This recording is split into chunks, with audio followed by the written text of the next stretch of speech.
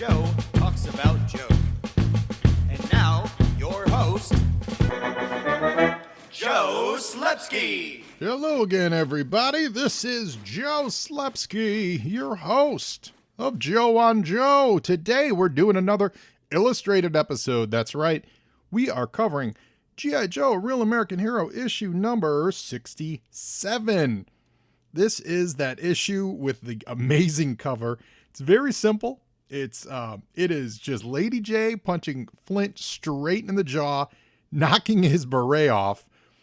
In fact, pardon me, one would argue she's not knocking his beret off.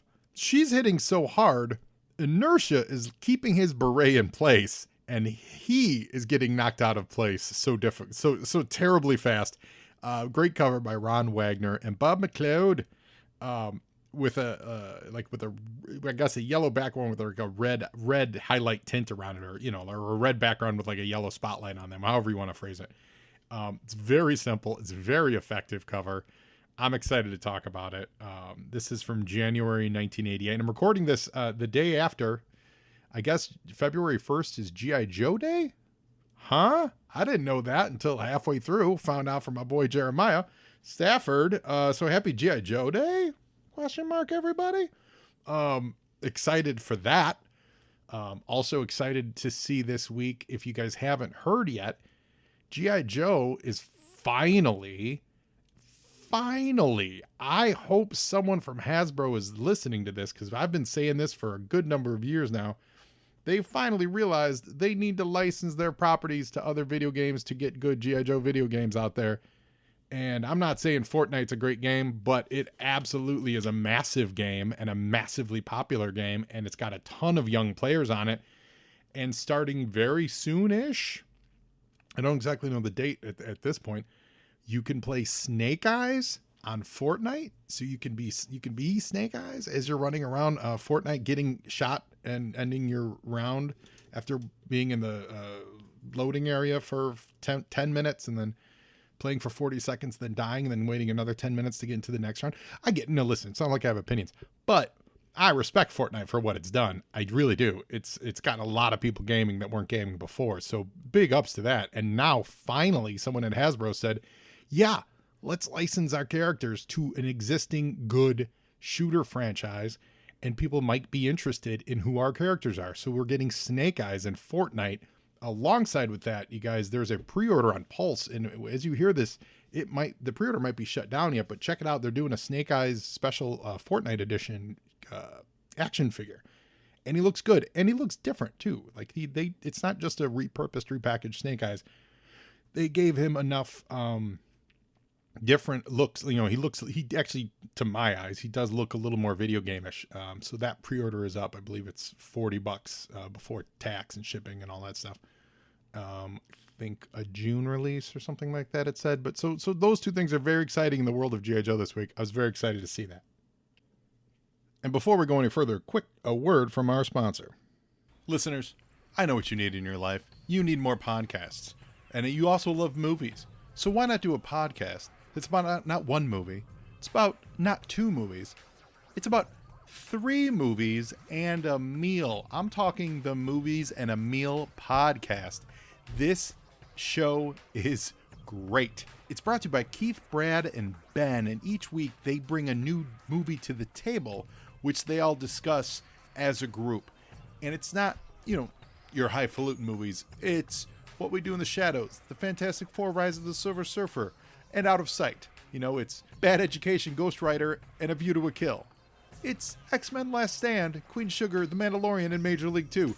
They are a lot of fun to listen to. You guys know Ben. It's our friend Ben Pensarga. He was a guest on Joe and Joe. In fact, Ben was the very first remote guest that I ever had on this podcast, so he's always got a special place in my heart. I'm really digging this. I just started listening to it last week. It is a lot of fun. They bring a guest in. The guest, I listened to their Heathers episode. They were joined by Kelly, and she went in depth on her favorite movie, which was Heathers, and it made me want to go watch Heathers to watch with them. I really dig it. So guys, find them out there at Movies and a Meal, Twitter, Instagram. Their website is moviesandameal.podbean.com. They put out 1 episode a week. give them a listen, guys. Support them. Let them know Joe on Joe sent you. I don't think you're going to be disappointed. It is quite entertaining. And now back to the show. Movies in a meal, appreciate them. So now we're going to start every episode of Joe and Joe Illustrated with this segment. You were saying? Where we look at movies and comic books that were on the shelf the same month of G.I. Joe. This one's cover dated. Got a cover date of January 88, so we're following cover dates, everyone. And we're starting at DC Comics. John Byrne continues his run of turning Action Comics into the Superman team-up book. This month, the Superman teamed up with the Spectre. The Spectre is well, if you're not familiar with him at all, he's a Golden Age hero, World War II era hero who, he always said he was the wrath of God. And he, in the Golden Age, he, fought crime a little more with his fists and everything. And then in the 60s, they, I think it was Jim Aparo. Yeah, it was Jim Aparo who was a part of this. Like the Spectre became kind of horrific, but it was drawn in that, just in a very mild DC in the 60s sensibilities. So he would use his powers to like turn people into giant pieces of paper, and then he would cut them with some scissors, and that's how they would die, like murderers and stuff. So that's how he would exact his vengeance, right? The wrath of God. And then Aparo Spectre stuff really took it up to another level of, he's a force of nature. Like he's literally the will of the wrath of God, rather. This era predates. The reason I bring this up is there is the Spectre series from the mid 90s by John Ostrander and Tom Mandrake that I don't feel has ever gotten its due.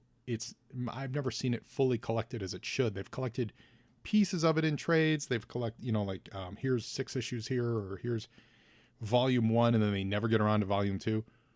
Man alive, guys. If you get your hands on a full run of the Ostrander Mandrake Spectre, it is phenomenal. The Spectre that was running now, this series, which was DeMatteis, I think, or did he come later? But it was, let's see, we talked about it a little bit on this show. Yeah, here it is. Yeah. This is, they're on issue 10 of Spectre. Oh, Doug Menck, Morrow. Yeah, Gray Morrow. That's who, it's good. And he's kind of otherworldly and kind of spooky and stuff. But when Ostrander and Mandrake come on board, it becomes straight horror. And it's fabulous. So I like Spectre. I think he can be overused. I think he can get underused, like any good character. But we have Superman teaming up with him this month. Let's see, Booster Gold 24. I think that's the final issue of Booster Gold, if memory serves. Yeah, I think it is, actually. Let's see here. Booster Gold 24. Yeah, no. Booster Gold 25 is the final issue because he's on the cover. Yeah, that's right. He's flexing. He's on his cover. So this is the issue before the final issue for Booster Gold. I love Booster Gold. If you guys follow me over at Golden Apple Comics, we did a bunch of videos this year where during COVID, where we were trying to keep online interest and keep money flowing in the store during shutdown. Created the character Rooster Gold, who was Booster's southern cousin from the future, and Gator Gold, and it was awesome. It was so much fun. I have no idea if you guys saw any of that online, but it was a hoot. And who knows? You never know where Rooster Gold is going to show up again. He's got a long mullet. Booster Gold shirt, and he wears a Spaceballs hat. That's Shirley Feeney, and his skeets, his robot companion, is a colander duct taped to a dog toy.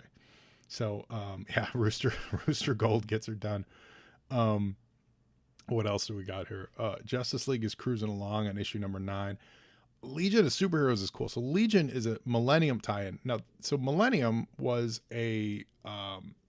and they're actually on issue 3 of Millennium, and it's a big crossover follow-up to Legends. So they had done Crisis, then they did Legends, and now they're doing Millennium. And the gag of the Millennium crossover was that the Guardians, who had created the Manhunters, eons ago, before they created the Green Lantern Corps, I may get some of the motivations incorrect. It's been a long time since I read Millennium. The reason it's been a long time is because Millennium's not very good. It's not a good miniseries. But it was something about the Manhunters are enacting a thousands-year-old scheme, but they've embedded robots into the lives of all the superheroes. So like Lana Lang was revealed to be a Manhunter robot in Superman, which is wild and dumb. And in Legion, it was Laurel Kent, who was a descendant of Superman. She was revealed to be a Legion or a Manhunter robot, which dumb. Some of them worked, some of them didn't. The Millennium story was just bad. It introduced like the New Guardians, and they were terrible. They were just all just bad stereotypes of pesty. Millennium's best left forgotten. I'm trying to think of something good that came out of it, and I kind of can't. So, actually, as we're talking about it, it's weird. It must have come out weekly. Yeah, you know what? I didn't realize this because I wasn't reading these at the time. Millennium actually came out weekly. Oh, it makes sense because it was called, they had like week 1, week 2 and everything. So there was 8 issues. So it took over 2 months, and Millennium 1, 2, 3, and 4 were out this month. So that does make sense. You can get them cheap. Like Joe Staton did the art. Joe Staton's art is, to me, hit and miss. Sometimes I actually really like it, and sometimes it just doesn't work for me. But he's a legend. He's a real nice dude. I finally met him for the first time a couple years ago. Like some of his stuff I really, really love. His early stuff, his E-Man stuff, it's really great. I love his Guy Gardner stuff. Some of his other mainstream superhero stuff, it gets a little, I don't know what it gets to me, but it doesn't work for me sometimes. But anyway, that's enough said about Millennium. But the Millennium crossover, it does infect a lot of the books this month. Saga of Ra's al Ghul #1, which is a reprint, 3-issue reprint book that they collected the early Neil Adams Ra's al Ghul stories because trades weren't a thing at the time. So a lot of readers who may have been reading, let me think, at this time, I think they would have been putting out books like Bride of the Demon, Son of the Demon, like those graphic novels. There probably were a lot of Batman readers because Ra's wasn't in the actual comics a ton at this point. There are probably a lot of readers that never read the original Neil Adams stuff. So they reprinted the Saga of Ra's al Ghul, reprinted those early Neil Adams books. It's a good way to read those, actually, for pretty cheap. It's still in comic book form, although you can buy the hardcovers pretty easy too. But if you're ever hunting around a back issue bin and you see these, should only be a couple bucks. You should grab them. They're pretty good. Teen Titans Spotlight on Aqualad. I prefer him a few years later once, what's his name? Phil Jimenez got a hold of him. He was really, really cool. And we're getting a good alarm, so we're going to pause for a second. All right, guys, this is crazy. So as we're recording, I'm just going to keep all this in here because they turned the sirens off. But I've got ambulances pulling up right in front of our house. Looks like one of our neighbors may be in some distress.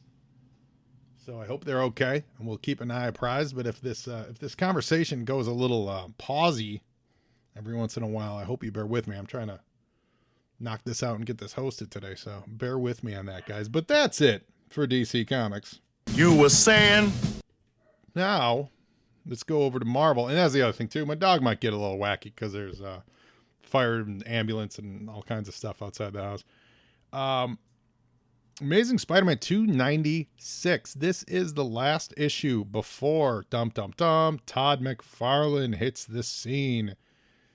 Let me think. 290. Is it 297 or 298? That's the first Venom. Let me think. 298. No, it's 298's the first Venom cameo. I'm sorry. 298's the first Venom cameo. But this got a cool, fun John Byrne cover with Spider-Man and as like a spider. And, it's like a representational cover, and Doc Ock caught in his spider web. So we actually are only a couple issues away from the first appearance of Venom, though. So that's cool. Like, first full, of course, isn't the big 300, but he cameos in 298 as, like, that smile in the darkness kind of a thing. Daredevil 250. It's we're in the beginnings of that John Romita Jr. run. J.R. Jr. is I wouldn't say controversial artist because he's a super nice dude, so it's hard to be controversial when you're a cool dude. I love his work. I think his work is great. I think it's at times tighter than other times, but it's always a strong storytelling. This is off of, he had just done that really great Spider-Man run, and now he moved over to Daredevil for a spell of a couple of years. I love JR Jr. and he did that. Eventually would do the Frank Miller Man Without Fear a few years from now. It's not anytime close, but he does this run on Daredevil, and people like Bullet is in this issue. Typhoid Mary, of course. A lot of Kingpin stuff, where Kingpin's just this massive thing. And what I really dig about John Romita Jr. is his style quickly evolved into something away from his dad's. Like John Romita's style is this lush. That's Mary Jane shaking it off. Is this lush, Senior is this lush, like romance style, art version. And I think very, very early JR Jr. had a little bit of that, but he like adopted the Kirby school, of power. And I think there's anything you say about JR Senior is his characters moved lithely. They were very supple. Like Spider-Man was beefier than Ditko Drew, I'm sure, but he moved smoother. His women were more beautiful, etc., so on. JR Jr. goes the other direction, and we only have a couple other people to comp him to, but the Kubert brothers, who I think are both tremendously talented individuals themselves, they very much aped their dad's style. I think, because their dad was a teacher, right? So they learned at the foot of him, and they learned and taught at a school. So I think there's I would imagine that there's a lineage, a tutorial lineage that their style kind of followed what they learned from their dad, which of course, dad's freaking Joe Kubert. Of course, you're going to learn some amazing stuff. But what I loved about JR Jr. is that he kind of went more the Kirby route instead of the JR Senior route. So I dig it. I love his stuff on Superman. I appreciate his work in all forms. And then you go to a show or something, and you have the pleasure to meet him. Nicest guy, most just gregarious guy, super friendly. I met him as a young kid when he was doing Punisher, a couple years after this book came out, actually. And, couldn't have been nicer to us. And he was talking to like three of us, and he was, he wasn't a huge name at the time. And he just held court, and we were 15, and just was super, super great to us. And we all walked away from the table going, that guy's awesome. So I love JR Jr. Speaking of Daredevil, we also have the Daredevil Punisher Child's Play, which was a Frank Miller, Klaus Janson kind of, I guess it's a graphic novel. It's a one shot. It's not super long, but it's longer than a regular comic. So instead of breaking it up and doing it, in the pages of a comic, they collected it. They would, I think was this referred to as like the deluxe format? It's because it's not in like a hardcover form. It is soft cover, but it's cool and it's good looking, and it's Frank Miller with Klaus Janson inks on it. So it's an attractive book.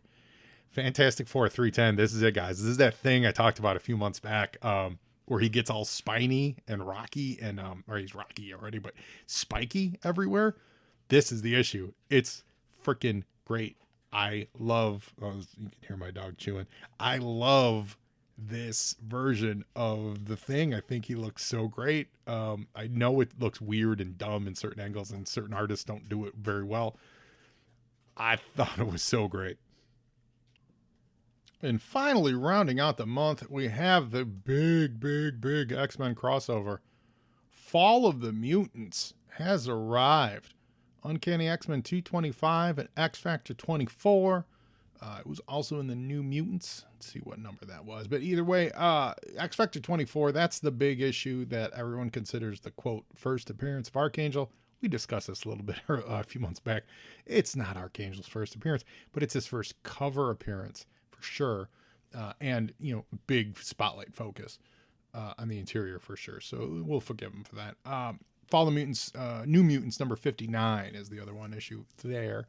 And then X-Men 225 is the X-Men going to Dallas and outside of the Forge's Airy, which is like his, it was like Claremont making, because Forge was a Native American mutant who his power was to not control necessarily, but understand, and then he could build any type of technology. Control would be more like the Box character from Alpha Flight.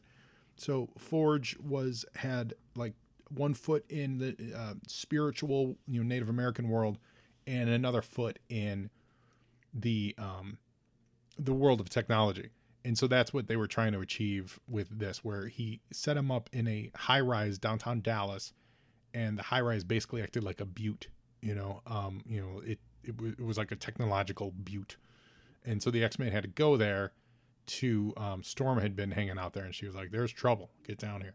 So they went down there, and there they ran into Freedom Force, which was the Brotherhood of Evil Mutants, who had been conscripted by the U.S. government to operate as mutant hunters, basically. And they were given, it was kind of like Suicide Squad, actually, but they were given, pardons and stuff. And they worked under Mystique, who also was Raven Darkholme, as Raven Darkholme, she actually worked for the legitimately worked for the government, and she got him in there. So this issue is them fighting Freedom Force. It's some good stuff. Mark Silvestri art. I enjoy it. Their arc of Fall in the Mutants, it literally ends with the world thinking they're actually dead for quite a while, for a couple of years, I believe. And over in X Factor 24 is Apocalypse's ship appears, makes itself known. It's been sitting off the coast of Manhattan for a few issues, but it makes itself known. It could turn invisible. So it basically goes, boom, guess what? New York, I'm here. My name is Apocalypse. These are my now 4 horsemen of the apocalypse, because Archangel has not rounded out, but he completed that quartet. And we're going to just, survival of the fittest. It was Apocalypse's big play. He'd been in the book for, since issue 6 or 7. And this is, him making his move, and only X Factor can stop them. And Archangel is on their side, so they realize that he's actually Angel, and they can't just fight him. They have to try to turn him. And it's not this issue. I think it's the next issue, but I know, like, in the big climaxes, I remember Iceman makes an ice sculpture of himself, and Angel thinks he's killed his best friend, and that's what snaps him out of it and all that stuff. But most of the battle takes place through New York, but then eventually it takes place on Apocalypse's ship, and they win his ship, kind of like he abandons it, and it's going to crash and destroy a big chunk of Manhattan, and it ends up going upright and becoming their new headquarters in a building, literally a building. In New York, and it's sentient too. Like, there's a lot going on. I liked Ship actually as a character, but this is the start of that whole storyline and arc and all that stuff. But this is the big issue, X Factor 24. This fetches, I mean, it's a steady $25 to $35 fetcher. You probably, if you're selling yours, like, you probably can sell it for around $40. Archangel in those X-Men movies was terrible, so I think you'd really need any one of the new whatever Marvel does to the X-Men. I think you'd really need them to make Angel / Archangel like heartthrobby, like massive Wolverine level star for this book to go any really much higher than that. There's a lot of copies of this book out there, so where are you guys in trying to track this down? I wouldn't pay more than $25-$30 for it.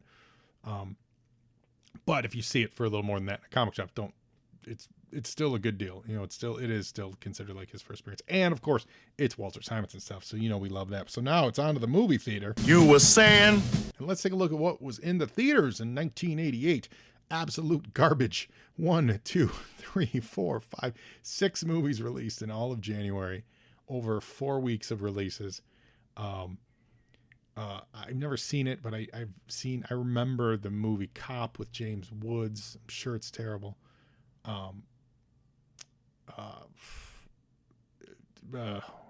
Braddock Mission. Braddock Missing in Action, Part 3, with Chuck Norris. Of course, we always celebrate the canon oeuvre on this show, and this is no different, guys. It's a canon movie. It's Braddock Missing in Action. I'm here for it. It's also Biggie's Adventures in Time. Biggies. I don't know what Biggies is. It's a live action movie. What the hell is this? Biggles? Is it supposed to be Biggles? Oh, Biggles. Biggles Adventures. That's funny. On the wiki, that is an L. That's Biggles. It's a sci-fi, British sci-fi adventure film. It's funny. This is it's the British version of John Hughes. Is John Who? No, yes. The plot involves a time traveler from the 80s who travels to World War I to help the character Biggles from a series of novels. Apparently, this guy's from novels by W.E. Johns, and where Biggles also travels to the 80s to save his new friend. Oh, boy. Wow. It does have Peter Cushing in it, though. William Hootkins. Hold on. You guys know who William Hootkins is. That's right.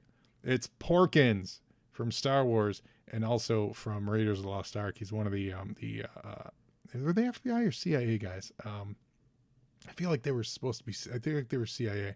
Or was CIA? Anyway, they were the government guys in the beginning that send Indy on his trip in the very beginning of Raiders of the Lost Ark. So William Hootkins and Peter Cushing in Biggles Adventure in Time. If you've ever seen that movie, oh my God, please reach out. While we're talking about reaching out, hit me up on social media at Joe on Joe Pod. That's Facebook, Twitter, Instagram. Send me an email to joeandjoepod@gmail.com. If you're a friend of the show, if you're a fan of the show, I'd love to hear from you guys. Let me know what you think about all these G.I. Joe illustrators we've been doing. Do you like them? Do you hate them? Is it boring? Is it adventuresome? We are going to get back to the animated stuff. We're not abandoning that, but I'm enjoying doing the comics. I think I got some good stuff to say there. But do you love them? Do you hate it? Let me know. So right now we're going to get into G.I. Joe 67. Now, mass is ready. And it is. And it's Cold Snap. So we already covered the cover. It is a good looking cover. I like the Bob McLeod doing the inking because it gives a little bit of that continuity to the Mike Zeck stuff. I usually I'm usually a little down on the very sparse background covers. I like this one though because there's nothing else to say but just to watch Lady J knock the hell out of Flint. I think it's great. I love it. And honestly, it's the beret. It's the beret that makes this picture. It's absolutely the beret that makes this picture. So salute to that one for sure. Yo, Joe! Cold Snap, written by Larry Hama. It's actually scripted by Larry Hama. Ron Wagner, penciler. Randy Emberlin, inker. Neil Yomtov, colorist. Joe Rosen, letterer. Harris, editor. DeFalco, editor-in-chief. So scripted by Larry Hama. You know, typically it's written by, right? Let's take a quick peek and see what the actual credit was on last issue. Well, no, it said script by Larry Hama. You know what's great about that is that might be them getting more into the collaborative effort, of trying to be more collaborative with the credits. I just finished reading, that Kirby biography book, but also the Stanley Jack Kirby Nuff Said issue of Kirby Collector.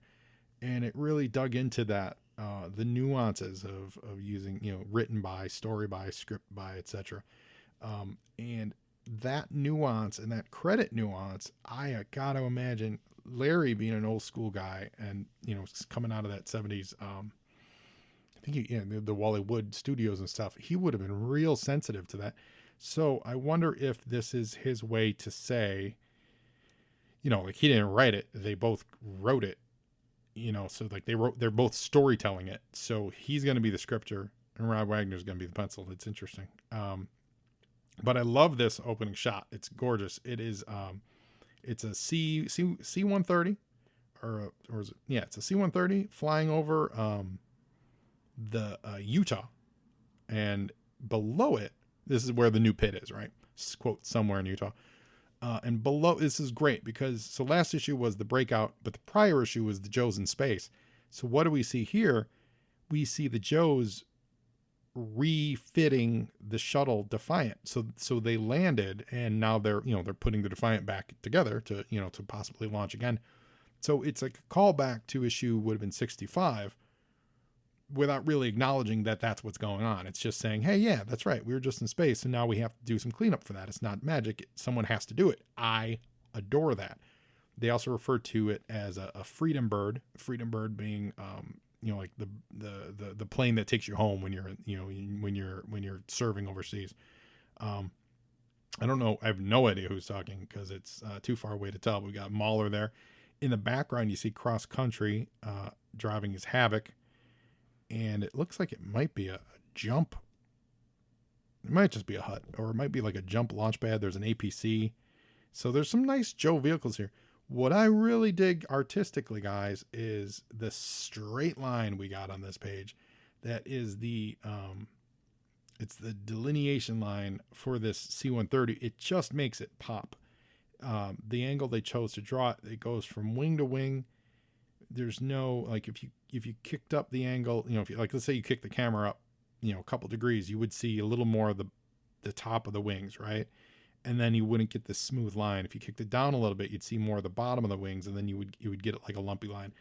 This is Ron Wagner putting a ruler down and going, boom, this is the page. And what it's doing is it's making panels on the page where there are none. It's a splash page with multiple things to say. It's got the story in the top. It's got your feature in the middle, which is the Freedom Bird, the guy's coming home. And then it's got that bit with the Defiant on the bottom. So it really breaks it out visually to get our eyes to focus on different things here, because they are giving us three different pieces of information: story, the main focus, which is the Freedom Bird, and then a quick wrap up to the previous one. So I like that a lot. Yo, Joe! All right, let's give him a big welcome home. That is, I don't know who that would be. I actually don't know. I mean, it looks like it's Hawk, but he's not.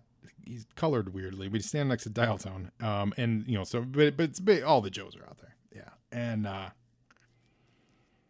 Flint, Lady J, they all pile into like every Joe vehicle we got going on. Psych Out's there. We got an Ostriker. We got a Armadillo, an APC. There's the Havoc. There's a Silver Mirage. There's another Ostriker. Can't tell what this middle one is. And they're going out to meet him. They're all driving out to meet him. It's great. And in the back of the APC, sitting alone, we got Outback. And Flint is, it's funny. This is awfully funny, actually. They in the first panel, they draw a dude with a red kerchief around his neck and a white tank top with a beret and a mustache. Dial Tone. Then we get to the third panel, and there's a dude in a beret with a red kerchief around his neck, not in a white tank top. It's colored brown, actually, and that's Flint. So I think there was a little bit of a miscommunication here between characters, and maybe they fixed it in coloring. Like, maybe they said, hey, make sure you got to color that guy different, because we have to make sure that's a different guy from the guy on the top, because the guy on top definitely has a mustache. That's definitely Dial Tone. But what do they say here? They say he went out on that mission to Barovia with them, and he was the only one to come back. We're talking about Outback here. Even if Stalker did order him to leave the rest of them and make good his own escape, a lot of Joes can't reconcile leaving their buddies behind for any reason. And we got Outback looking very forlorn. Some really nice camera placement on this. It starts with this. There's 3 panels on the bottom. They're all evenly staggered. And it's even though there's so many vehicles all together, they choose to highlight just the back of the APC. You don't see any of the other vehicles around it. Gives it a darker sky, even though we know it's the middle of the day. He's the only one sitting in it. The camera cuts to the middle. We get Outback. There's some good shadow work there, and then we zoom in even closer, and we don't even get to see his eyes. That's how low he's hanging his head. It's nicely done. Yo, Joe! All the vehicles converge on the Freedom Bird. The back ramp drops. We see the Joes are it's like every Joe imaginable that you could think they would draw. They're gathered around it. Outback is staying back by the APC. There's no dialogue in this whole page too. It's really good. It's really cool. We get a thin shoulder level shot of everyone's head, right? So now we see Roadblock. There's Doc, Flint, Jay, Leatherneck, and you guys remember a couple issues ago, Leatherneck was given Outback the riot act. They're more than just Leatherneck, but he was the big instigator. Everyone was reading Outback the riot act about this. Chuckles is their shipwreck. I guess that's supposed to be Hawk. Yeah, they got him in a green shirt. Law and Order, or at least there's Law rather. There's the other beret. There's Dial Tone. Looks like Bazooka. I can't tell anyone. Oh, no, that's funny. That's so funny. There's Tunnel Rat, and they draw him almost a head shorter than everyone else, like he should be. Really nice, very still shot of the doors opening, complete blackness inside. Then you just see their legs walk into the light as they walk out of the shadow of the C-130. Yo, Joe! And it's like they're blinded by the light. That's how bright it is. It's a 3/4 page shot, and it's Quick Kick, Stalker, Snow Job. And Quick Kick, or Stalker's like, did something bad happen while we were gone? Is Nixon president? Why the long faces? Nixon president again? And then everyone kind of says, get over here, and they start welcoming him home. It's a nice group shot. Everyone's giving him, hugs and high fives and stuff. One question on this though is I guess this is not a complaint. This is going to sound like a nitpick, but like, I feel like when they got him out of you normally in cases like this, like they take him to a hospital, like they don't just immediately put him on a plane and fly him halfway around the world. They would go to a hospital and they would get fresh clothes, Quick Kick put a shoe on, and like Snow Job, still in his torn up clothes. Remember, he was so hurt, like he couldn't really do anything.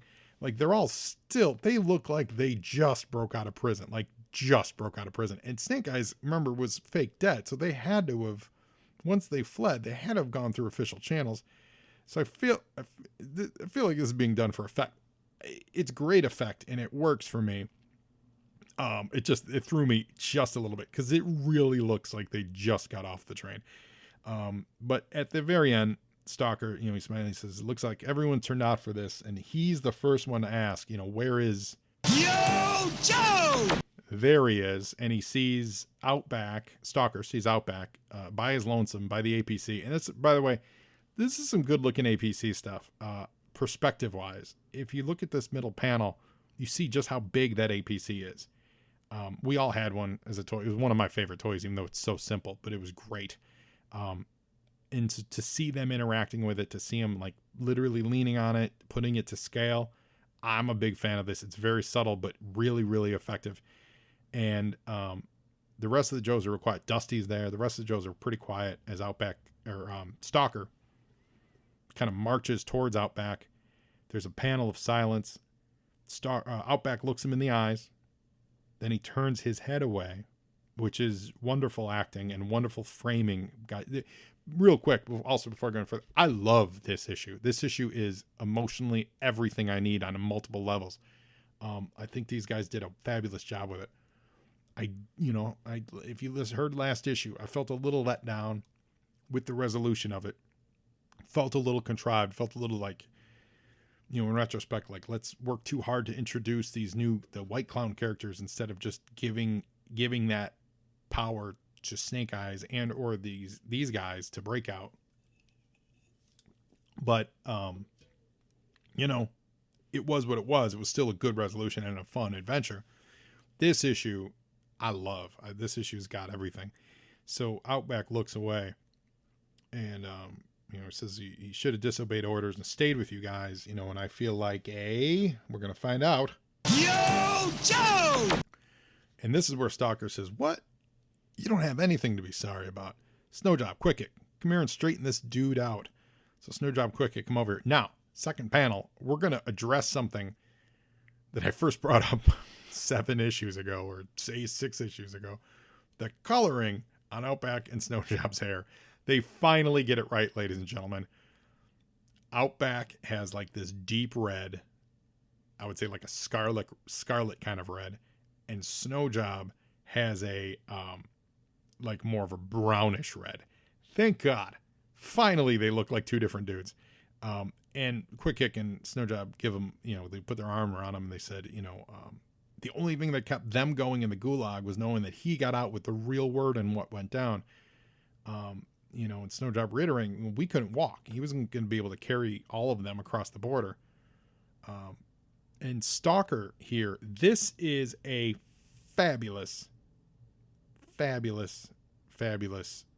panel, because Stalker probably, I would say, sensing that there were guys who gave him the business, says in front of everybody, "You think your buddies would hold it against you for obeying my orders and bringing back the truth?" And there is a look of shame on every single one of their faces. It's great. This is Stalker publicly saying, Spartacus, this is him going, no one is ever going to hold this against you. They shouldn't have in the first place, and it's never going to come up again. And then you get Outback standing up also for the Joes too in this next panel, where he says, "Not in a million years, Stalker. The Joes are made of better stuff than that," which is huge because they did give him the business. And so he's not going to let Stalker, he's not going to throw his friends under the bus, even though they absolutely threw him under the bus. They even put this surprise emotion on Stalker's head, which is actually telling that Stalker was pretty sure that they were giving him the business based on everything that he saw when he got off that plane, of Outback being left alone, etc. And probably was told, on the way back, he probably heard about it too. So he's surprised to see that Outback stands up and does, stands up for these guys who treated him like crap. It's great. This page is fabulous in emotional storytelling. It's great. And I love that they leave it at that. Like they don't like spotlight Leatherneck going, "Oh yeah, I feel bad now." The story's about these guys, these four, and what they went through, and it's all about them. It's pretty great. Yo, Joe! Now here comes Snake Eyes and Scarlet. The prodigals return. It is Hawk, by the way. Scarlet says, "We don't have an excuse. We were just," and this is also amazing when Hawk says, "No excuse necessary. According to our distinguished resident Shrink Psychout, you both were deranged by the effects of the landmine blast in Grenada and had no idea you were violating international laws or standing orders." And Psychout backs him up with a clear-cut case of diminished responsibility, Hawk. "But they both look fine to me. Back to full service." And then they walk away, leaving Snake Eyes and Scarlet to face Flint and Jay, who were their cover. Remember, they didn't tell Flint and Jay that they were faking the funk. Yo, Joe!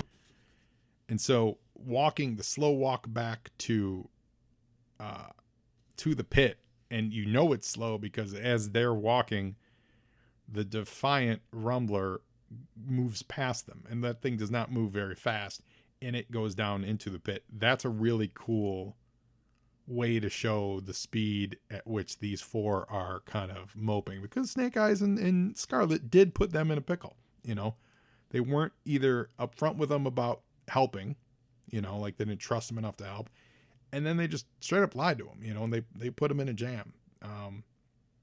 So it's, and we're going to see the ramifications of that. So as the Defiant goes into the pit, Flint loses it. And there, by the way, there were no words through all this walk. No one said a word. And here's what Flint starts with: "You could have let us in on it. You didn't have to make fools of us by pretending to get blown up by a landmine." He's just yelling, and he's angry because he was left out of the action. And Lady J, this is where you get the cover, pops him one. Just absolutely pops him one. It's fabulous. Yo, Joe! She puts him in his place, and this is as much for the readers as the other Joes. Cross Country, by the way, gets the prize for this issue. Cross Country happens to be driving by at that moment, and he is not watching the road. He is 100% watching this Lady J slug Flint, and that's the greatest piece of acting I've ever seen drawn. It's great. Jay says, "Snakes and Scarlet did what they did so that you and I wouldn't be complicated. Are you too boneheaded to comprehend that? You talked about caring about people before. You don't understand that they went to a lot of trouble because they cared. They care about you as much as," and then Flint's like, "You do? Mwah?" And then they end with a big hug as Scarlet pulls Snake Eyes away to let the two lovers make up and be.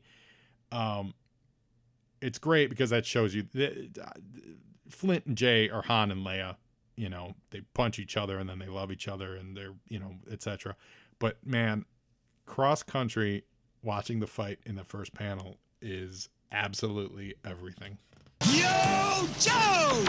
Now we shift to shift gears, and now we go to a little bit of adventure for the rest of this comic. And it's something that I really like. It's something with a lot of history behind it. It's something with a lot of big picture storytelling to it that we're going to finally get to. And it's the mystery of what was the Terror Dromes. What were they really all about? Sure, they were tactical battle platforms and they could, fight whoever happened to be attacking them. But what was Cobra's big deal? Why did they have to go into space to stop that satellite? Why were they trying to sell it fervently to every third world country around the world? And here we go in, it's off the coast of Frusenland, not far from the capital, Frusenhagen. And it's an Arctic country, kind of like a Norway kind of a country. It's in one of those Cobra helicopters with like giant square transport choppers that they never made a toy of. Mindbender, the Baroness, and Fred 7, who's disguised as Cobra Commander. And the Baroness, by the way, still sporting a bandage on her forehead from the space adventure, which is kind of cool. They're flying over Frusenland with Prime Minister Wolf, and they're basically selling him more Cobra Terror Dromes. And they're like, hey, we'll offer you a defense package. It'll be within your budget, etc. And this guy's like, why? Why? We don't need these. We don't need these Terror Dromes for anything. Like, we're a peaceful country. And apparently we learned that this Wolf guy, he's the new prime minister. His predecessor, in his words, was a paranoid reactionary. And the predecessor bought all these Terror Dromes from Cobra. So this is neat. So he's like, no, I don't need this stuff from you guys. In fact, stop. Yo, Joe! His country will no longer deal with Cobra. In fact, they've already made deals with the U.S. and we see that there's a U.S. Base already, starting. There's some U.S. vehicles under some tarps, the U.S. flag sitting there, sitting below. So this guy's policy is to encourage American presence in Frusenland, and we can count on them to, Mindbender cuts him off sharply with a, to what? They have a bad track record for keeping the commitments to their friends, I'm not saying he's wrong. And Fred, forgetting that he's supposed to be Cobra Commander, says, yeah, you want to end up in Hawaii next door to Imelda and her shoe collection. So they're making reference to Imelda Marcos in the Philippines, who were terrible dictators. So when he says that to this guy, the guy's like, are you insinuating? Basically, Fred's insinuating that this guy's like a tin pot dictator who's ripping off his people, which doesn't seem like this guy actually is. And so he rightfully takes offense at that. Yo, Joe! So now, Mindbender or Binder and Baroness, it might be Baroness, they're trying to cover up for him there. Cobra Commander was attempting to lighten the levity. And this Wolf is just like, we don't need your engines of destructions. We have reindeer herders and hunters. Like, they're not angry. We don't have dissidents. We don't have angry mobs of people in our country. It just isn't. So, we're done. We're not buying from Cobra. And so they're going to land this helicopter near the bay, near like the ocean port. Yo, Joe! Where Cobra is already unloading their own defensive weaponry, and we see, is it the Sea Wolf, the Snow Wolf, the that Cobra snow vehicle, I believe it's called. And there's also that one that I think the Worms was the driver of it, that kind of square boxy one. I could look it up, but you guys know what I'm talking about. But they're unloading all these things from a Cobra liner. So the guy's like, well, why are you unloading them? And Baroness basically says, well, we're just warehousing them here. We have all the paperwork with, one of your local businessmen to warehouse this equipment here, which I can ask, I don't think that's legal. I don't think you can just warehouse a national, like if the government doesn't want you to warehouse, tanks, that seems weird to me. But that's where they leave it. He's like, all right, well, get out of here. And I don't need it. I don't want it. We're going to be fine. And the Wolf drives away. Yo, Joe! Now, later, Cobra headquarters, I don't know if they're actually in they might actually be in one of the Terror Dromes. I'm not actually sure. But it's Mindbender, Baroness Mindbender, by the way, having some wine. He's chilling. They put on headphones. Fred does not. He uses the sound baffles in his Cobra Commander outfit. And this is a nice little quick, I don't take it as Mindbender being suspicious of him, but it's a quick reminder to us that Fred has to keep his helmet on because he's in disguise. Mindbender says, you might have to remove your helmet, Cobra Commander. And Fred's like, no need. I'll just reset the built-in baffles to the proper wavelength. They're putting on sound mufflers because the Baroness is about to turn on Operation Terror Drome. After years of preparation, she sends the activation signal, and all those terror drones that they built all across Frusenland, they all start beeping, and so they're sending a signal to each other. Yo, Joe! And all these sound waves start emitting everywhere, and all those formerly peaceful reindeer herders and all these people, there's a reindeer festival going on, they're now very, very angry. Guys spitting, saying the sausage is spoiled. And the merchant is angry at the customer is angry at the merchant, and they're screaming at each other, calling them unwashed trash. That sausage was just ground this morning. You're trying to cheat me. And by the way, nice camera work in these 4 panels here. It's start wide, zoom until you get to the eyes of an irate guy. Yo, Joe! And it explodes in the next panel. It's a fight. It just explodes into a fight. And now you've got a crowd, and this is cool. This is a cool job by coloring, guys. Actually, this is a really neat job by coloring. So look at this panel. It's you got a 2/3 splash on the bottom of this street fight, so that's fun. Bottles being broken, it's like a traditional. It's actually this is the plot of Kingsman 2, the Golden Circle, or was it the first Kingsman? No, it's the first Kingsman movie. Yeah, that's the plot of the Kingsman movie, guys. Get everyone upset at each other and murder each other. The Sam Jackson plot. But look at this top panel. You've got one side is red, one side is blue, to kind of say, oh, these guys hate these guys, and politics aside. And in the middle, the 2 dudes that were already fighting, they're purple. It's like a merge of the red and the blue. That's a really slick coloring decision. So way to go. Like, that's really nice, because it grabs the eye and it separates the 2 armies, the 2 sets of people who are probably all, dressed very similarly. And it's a nice way to make this a us versus them fight for the reader. It's well done. Yo, Joe! And they're on a Cobra weapons ship. So they're on the ship. They're on the freighter. That's where they were. And they're all having a toast as they watch this video. And Baroness says, to civil disorder, a need for a well-armed militia, and the late Quinn. So guys, this is the device that Quinn stole from the Russians way back in issue number 2. 65 issues earlier, guys. Quinn stole this. If you guys remember that issue, they all went crazy and killed themselves. That's what this is. That's what this whole time the Terror Dromes have been about. They've been seeding these things all over the world, and they're going to induce paranoia to get people to murder each other and then swoop in with Cobra as the providers of safety and security for this militia. Mindbender says it was the Eskimo mercenary who sold us the plans, even though he wasn't with them at the time. But who knows? He might have been working behind the scenes. Maybe he was working on Cold Slither mind control. You never know. It's Paranoia Ray, and they're all in the Terror Dromes, and they export them to third world countries at cut rates. And once they're activated, it'll drive their populations to riot and revolution. And then Cobra will make their own markets for arms deals. It's brilliant. Yo, Joe! So on the news, San Francisco, we see it's being covered. It's day 2 of this Frusenland, Frugenhagen riot. And in San Francisco, it's we're catching up on what happened to Storm Shadow, Billy, Jinx, and the Blind Master after they helped out Snake Eyes and Scarlet in Barovia. So they're back in San Francisco. Remember, they're at the Presidio. So they're watching. Billy's like, "Why are they fighting?" And they don't know technically. I believe they don't know at this point. Cover's involved. But Storm Shadow says the real reason they're always cloaked with lies, Billy. Now, Storm Shadow actually might know something about this Terror Drome, because this Terror Drome program was certainly in operation when he was still with Cobra. So while they're doing that, a little kid in a Van Halen t-shirt eyes up Jinx's handbag, and he's going to steal it. And we're getting this update from the TV about Frusenland, and that Prime Minister Wolf says he has no choice but to declare martial law. So now he does have a need for a military. Uh-oh.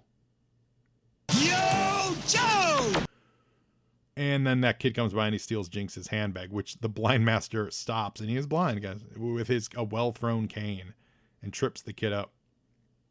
Cop saw it. He's gonna arrest the kid, but the blind master, being dope and awesome, intervenes, and he tells the kid, just go with it, nod your head. And he says to the officer, he says, the young man tripped on my cane and tried to grab the young lady's bag for support as he fell. And this cop's just like,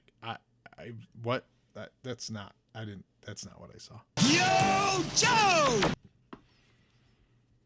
And Storm Shadow backs him up with what? You saw a blind man throw his cane with such accuracy and force as to stop a running boy? So the guy walks away like, you guys are nuts. And we see that the blind master is, going to kidnap this boy. No, I'm just kidding. He's going to offer this kid an alternative to being a street punk, and he needs someone to show him around San Francisco, so he'll pay him a fair wage.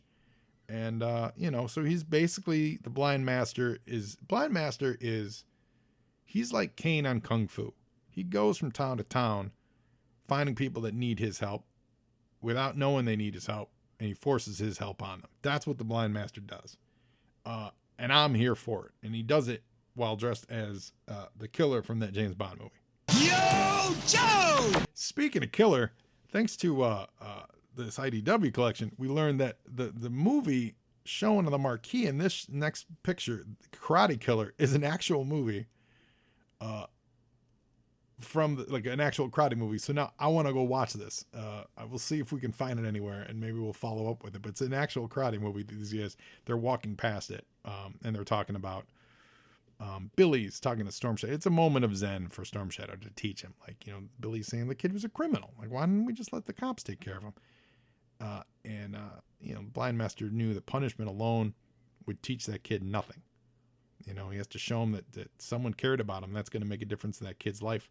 So, he's teaching Billy about the difference between being you're a martial artist and you're a warrior, but you only use violence when you need it. And the goal is to achieve, they're striving for peace, and they master it. So they put it aside so that they only use it when they need it. They must love the goal, not the means being the violence, the goal being the peace. It's really nice. It's a nice Zen page, kind of out of nowhere, but it's a good wrap up for a nice emotional issue. Yo, Joe! And final page, they're standing in front of a karate dojo studio or martial arts weaponry studio thing, and there's a bunch of sais and swords and stuff. Storm Shadow's like, does the doctor love the disease? Does the pious man love sin? Nobody hates war as much as the warrior because he has seen the ugly face of it. But at the end, he fights. And now Storm Shadow sees now what this, because there's another TV. They're walking by another TV store, and now there's more TVs going on. And Storm Shadow sees over the shoulder of this Wolf guy. He sees the Baroness and Cobra Commander as the guys signing a new weapons pact with Cobra. And now it all falls into place for Storm Shadow. We are guilty of believing in something as obsolete, forgotten, and as despised as honor. That's what a true warrior is guilty of. They believe in honor. And what he's seeing there is there's nothing honorable about how Cobra is getting their power. They're ruining people's lives to gain their world dominance and stuff. So it's a nice wrap to the Barovia storyline, to the Snake Eyes is Dead storyline. It launches us into what we're going to have to stop, with the Cobra Terror Dromes. So it kind of answers that question and says, okay, now how is G.I. Joe going to stop it? It lets us know that Storm Shadow's, twigged on him and those guys. Advances Billy's action a little bit. And, Blind Master's got a little buddy. He's showing him around the town. I think it's great. I really enjoyed this issue a lot, man. I really, really did. I hope that came through. Not a ton of action, but just a lot of character development. Just really, really great character development. And cross country on the Havoc, watching Lady J punch out Flint is the greatest panel so far in all of G.I. Joe. So I hope you guys enjoyed it too. Thanks again for listening. I appreciate each and every one of you. And now you, Joe. And Joeing is half the battle.